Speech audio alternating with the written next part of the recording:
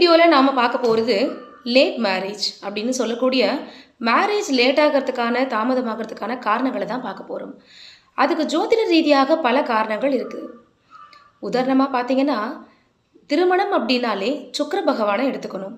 அதில் காதல்காரகன் கலசரக்காரகன் சொல்லக்கூடிய சுக்கிரன் 6, 8, 12 ஆகிய இடங்களில் மறையாமல் இருக்கணும். அது மட்டும் இல்லாமல் 7ஆம் இடம் 8ஆம் இடத்தையும் செக் பண்ணணும்.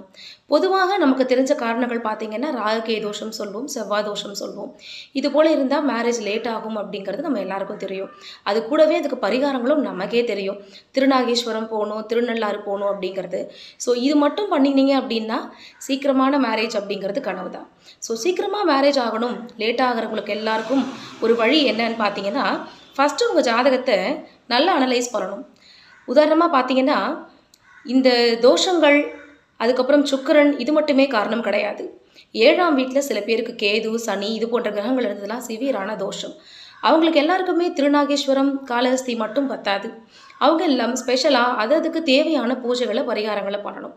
அப்படி பண்ணாங்க அப்படின்னா அந்த ஷார்ட் பீரியடுக்குள்ளே அவங்க பூஜை பண்ணினா ஒரு கொஞ்ச காலங்கள்லேயே ஒரு 3 மாதம் இல்லை ஒரு 5 மாதத்துக்குள்ளேயே அவங்களுக்கு மேரேஜ் ஆகிடும் அப்படிங்கிறது மாற்றமே இல்லை.